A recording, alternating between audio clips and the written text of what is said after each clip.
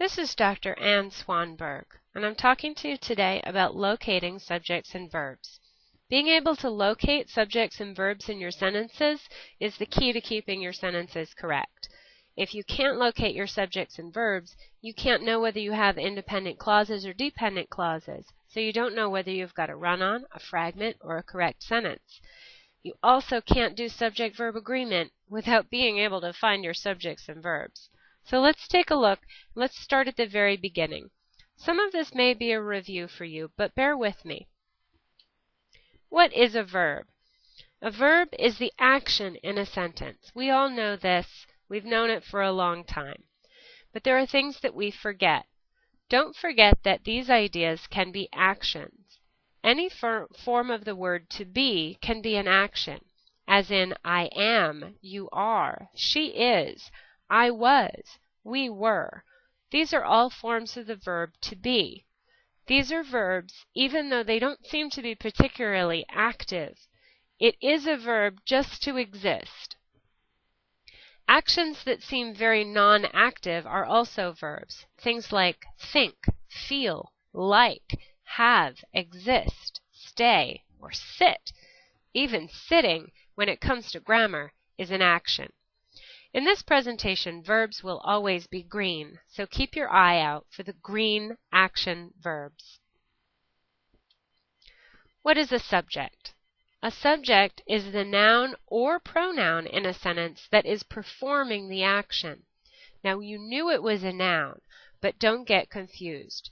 It's not just any noun in the sentence. Nouns can do tons of jobs in sentences. They can be the object, they can be the subject, they can be the object of a preposition. Pronouns can also be subjects. He can do things. She, we, you, and they can all serve as subjects of a sentence. In this presentation, subjects will always be red. When you're looking for a subject, look for the red word. Let's take a look. This is a very simple example. See if you can find the subject and the verb in this very simple sentence below. Amy likes cheese for breakfast. Pause this class if you must to find the subject and the verb. Let's check your work. Here they are. Amy likes cheese for breakfast. Amy is the subject, likes is the verb. Amy is the subject because she's the one doing the liking. As a matter of fact, this sentence could also use a pronoun instead of a person's name. She likes cheese for breakfast. Likes is the verb, and she is the one doing the liking. Remember, the subject of a sentence is not the same thing as the topic of a sentence. A sentence may be about cheese or about breakfast, but if she or if Amy does the verb, or does the liking in this case, then Amy or she is the subject. Locate the subject and verb in the following simple sentences. My little dog eats my shoes. I hate homework. My sister is a mean girl. My car needs new brakes. Pause this class if you need to while you locate the subject and verb. Let's check your work. My little dog eats my shoes. The dog is what does the eating. I hate homework. I is the subject that does the hating. My sister is a mean girl. Is the verb, and sister is the one who is. My car needs new brakes. Needs is the verb, and car is what's doing the needing. It gets trickier than this. Sometimes certain sentences reverse the order of our subjects and verbs, making it harder to find them. This is true of questions. Always remember to ask yourself these questions. What is the action, and what is performing the action? It also sometimes helps if you restate the question as a statement to help you find the subject and the verb. The subject and the verb will be the same whether you're speaking as a question or as a statement. Watch this at work. Why are you so sad? Is your mother at home? Where is your car? These are questions, but there are also statements that put the verb in front of the subject. There is a lost dog on my street. Here are some candies for your daughter. See if you can find the subjects and verbs. Take a moment and pause this video while you look for them. Let's check your work. Why are you so sad? You is the subject because you are doing the verb, which in this case is are. Is your mother at home? Mother is the subject, and you might say, yes, she is at home to find your verb. Where is your car? You can locate is as your verb, and what's doing the is? Your car. You might find this by answering the question, my car is at home. Let's look at the statements. There is a lost dog on my street. Here are some candies for your daughter. Don't be tempted to pick there or here as subjects. The subject is what's doing the verb. The dog is what's lost. The candies are what are here. We also need to be aware that sometimes subjects and verbs can have more than one part to them. Let's talk first about multi-part verbs. Remember that sometimes a verb has more than one piece to it. Many verb tenses use helping verbs or auxiliary verbs to tell time and number. These are some examples. The verb is going, has been working, are trying, were helping, has looked, and had gotten. These verbs have to go together in order for your sentence to make sense. Multi-part verbs might even be separated by small words. Multi-part verbs could be interrupted by something like the word not or really. Look at the examples below. He has not really tried. Here, the has tried verb is separated by not really. Our sister is probably never going home. Here, the verb is going has been interrupted by the qualifier probably and the word never. His dog has never eaten his shoes. The verb has eaten has been interrupted by the negation never. Her car was mostly using 87 octane gas. Here, was using is interrupted by the qualifier mostly. Take a minute and pause this video if you need to locate the multi-part verbs in the following sentences.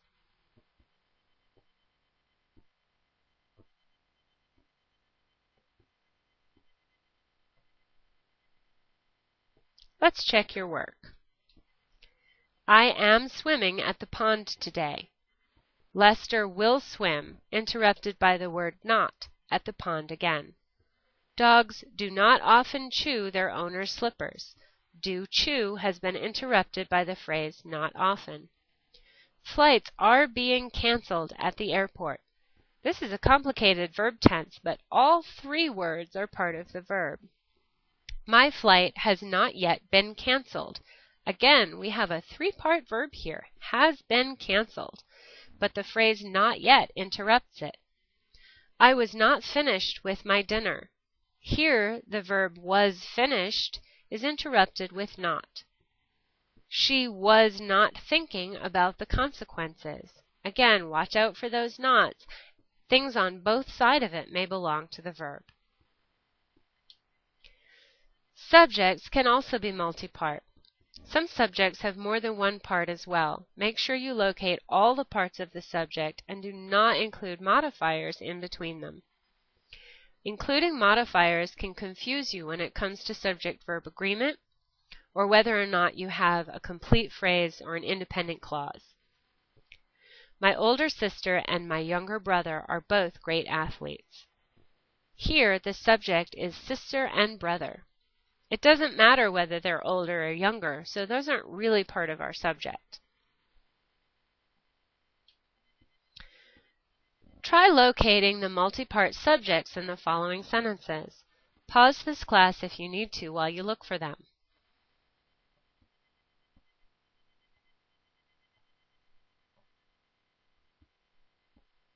Let's check your work. My mother and I like candy. My mother and I is the subject. My sister and my brother often argue. sister and brother. My dog and her little furry friends like to play.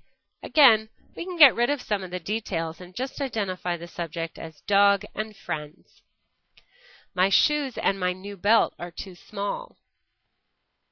Shoes and belt are what are too small. It doesn't really matter if they're new or old. Shoes and belt are what are too small. My mother and father got a divorce. My brother, sister, and I look like my father. You also need to beware of ing words when you're trying to locate subjects and verbs, because ing words can throw you off in a hurry. Believe it or not, an ing word is never a verb all by itself. Every ing word that needs a helping verb to be a verb. When an ing word does not have a helping verb with it, it may be doing the job of a noun, which we call a gerund, or an adjective, which we call a gerundive. When an ing word can be replaced by a noun, it is doing the job of a noun and might even be your subject. Let's take a look. In this sentence, the ing word has a helping verb with it, and it does act as a present continuous verb. I am swimming at the lake. However, in the sentences below, like is the verb, and the ing word can be replaced by a noun.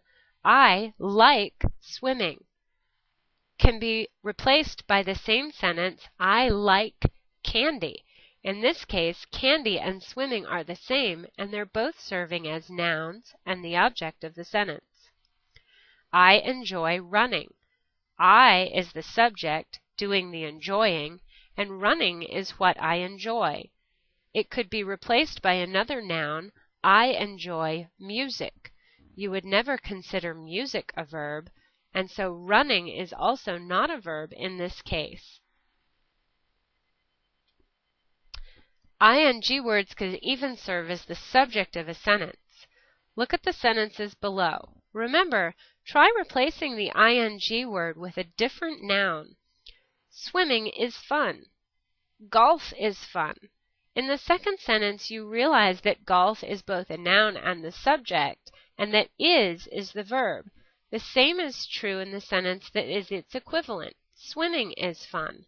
Swimming is a noun that is taking part in the is verb. Look at another example. Knitting seems tricky. If you replace knitting with math, something you would never expect to be a verb, you can see that knitting is the subject. Knitting is what seems tricky, just as math is what seems tricky. Similarly, sharing feels and steal feels in the sentences sharing feels hard or steal feels hard. Try it yourself. See if you can locate the subjects and verbs in the following sentences containing ing words. Remember, if they have a helping verb with them, they might be doing the job of a verb. If they don't, they might be doing the job of a noun. You can pause this class while you look for your subjects and verbs. Let's check your work. I is the subject and am running is a present continuous verb. In the next sentence, I is the subject and dislike is a verb. Joking is what we dislike. It's the object of the sentence. Sleeping late feels like a treat on weekends. Sleeping here is your subject and serving as a noun. It is what feels like a treat on weekends. You could also say, pancakes feel like a treat on weekends. And there you would recognize that it is the first word in the sentence that is your subject. The same is true with working hard is keeping your grades up. Working is keeping your grades up. Similarly, you might say, books are keeping your grades up, or notes are keeping your grades up, or even a tutor is keeping your grades up. Here we use the noun working. Why do we care about being able to locate subjects and verbs? Well, it's important to be able to locate your subjects and verbs because they tell us a lot of things. First, they tell us whether we have an independent clause or a dependent clause. If you have a subject, a verb, and an independent meaning, you have an independent clause. If you have a subject and a verb but it doesn't mean anything by itself, you might have a dependent clause. Or if you have a clause that has only a subject or only a verb. That, in turn, helps us know if we have a complete sentence, a fragment, or a run-on. Being able to locate subjects and verbs is also critical in mastering subject-verb agreement for very obvious reasons. Many sentences have more than one subject and more than one verb at work. Sometimes there's more than one pair at work. As we create complex and compound sentences, we use more subject-verb pairs. In the next slide, you will see several sentences with more than one subject and verb pairing in each. See if you can locate all the subjects and all the verbs in these sentences. See if you can find them all. Pause this class if you need to while you look for them.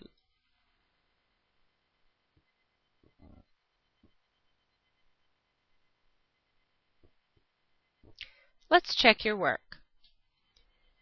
I is the subject, am is a verb. In the same sentence, we have I as a subject and overcame as a verb.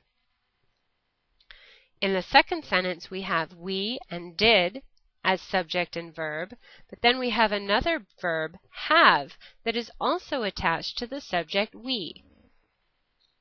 My family had strong work ethics and knew the value of working hard. Family had and family knew. They instilled in me at an early age. It showed if you have. You can choose. In each of these sentences, you can see that we don't just have one subject and one verb, but sometimes we have 2 or 3 pairings. If you missed any, make sure that you go back and try to find them again and see if you can do so successfully. I'm going to offer you one more practice. This one comes from a short story called To Build a Fire by Jack London. Read this passage carefully and look for all of the subjects and all of the verbs in each sentence, and then check your work. Pause this class if you need to while you look.